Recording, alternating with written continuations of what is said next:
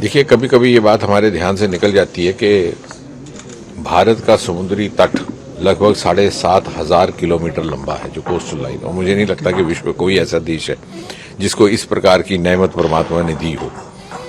और मात्र एक ऐसा देश जहां देश के नाम पर समुद्र का नाम इंडियन ओशन।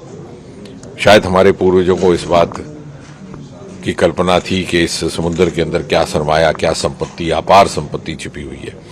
अब जब क्या हम अमृत काल में, और प्रधानमंत्री जी बार बार हमें आह्वान करते हैं कि अगले 25 वर्ष बहुत महत्वपूर्ण रहने वाले हैं, जब विश्व पटल पर जाकर के हिंदुस्तान 2047 में खड़ा होगा, तो हमारा यह मानना है कि बहुत सारे ऐसे रिसोर्सेज जो अनएक्सप्लोर्ड रह गए, वो सरमाए जिनकी ओर उतनी तवज्जो नहीं दी गई जितनी दी जा सकती थी, जिसने हमें कुदरत ने नवाजा था, उनको एक्सप्लोर करने का समय आया। और उसमें से हमारे ओशन वेल्थ है, living non living resources, minerals.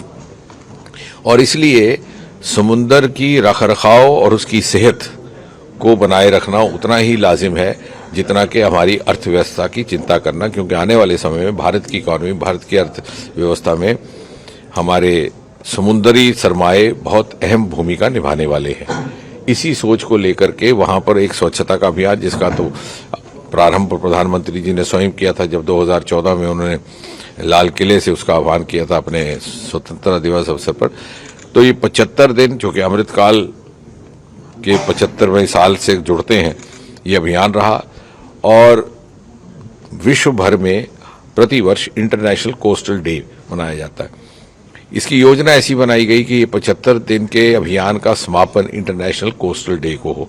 International coastal day प्रतिवर्ष सितंबर मास के तीसरे शनिवार को रहता है, और तीसरा शनिवार इस बार 17 सितंबर को है, जिस पर यह समापन होगा।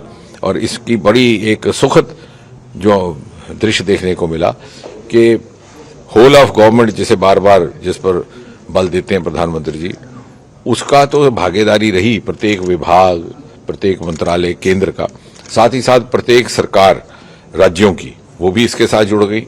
और सिविल सोसाइटी, एनजीओस, समाज का कोई ऐसा वर्ग नहीं, चाहे वो युवा हैं, चाहे वो एल्डर सिटीजन्स हैं, चाहे वो कलाकार हैं, चाहे वो उद्योग जगत से जुड़े लोग हैं, जो इस अभियान में ना जुड़े हों, क्योंकि इतनी अधिक इसको लेकर के जागरूकता और जिज्ञासा आम मानस में पैदा हुई है। सर, एक ह्यूज इकोनॉमी की आपने बात की, कैसे सर इकोनॉमी? क्योंकि अभी तक समुद्र की तरफ हमारी उस तरह की तवज्जो नहीं गई, लेकिन अब जो मिनिस्ट्री ऑफ अर्थ साइंसेज, पृथ्वी विज्ञान मंत्रालय, उसने अनेकों ऐसे कार्यक्रम शुरू किए हैं समुद्र के भीतर की संपत्ति और सरमाए को खोजने के। हमारा समुद्र यान लॉन्च हो चुका है, जो नीचे जाकर के सारा अध्ययन कर रहा है। अगले कुछ समय में एक मानव को समुद्र के भीतर भेजने की भी एक योजना बनाई जा रही है। समुद्र का जो नीचे का की सतह है वो लगभग 6000 मीटर तक रहती है। तो प्रारंभ में थोड़ी गहराई तक, फिर आगे चलकर के पूरी गहराई तक एक मानव जाएगा, स्वयं देख करके आए कितना कितना वहां पर है और उसको किस प्रकार से इस्तेमाल में लाया जा सकता है भारत की अर्थव्यवस्था में बल देने के लिए। रिसाइकलिंग करने के लिए सर क्या? रिसाइकलिंग के लिए भी, क्योंकि इस अभियान का एक अंग ये भी था कि हम 15,000 प्लास्टिक टन एक ही दिन में उठा करके विश्व को दिखाएंगे कि अगर मन ठान ले तो ये भी संभव है। अब उसको रिसाइकलिंग के लिए इस्तेमाल करना और वेल्थ, वेस्ट टू वेल्थ का जो कॉन्सेप्ट आया दुनिया में, ये न केवल रोजगार का एक नया विकल्प बनने वाला है, बल्कि आने वाले समय में स्टार्टअप्स के लिए भी एक बहुत बड़ा विकल्प रहेगा।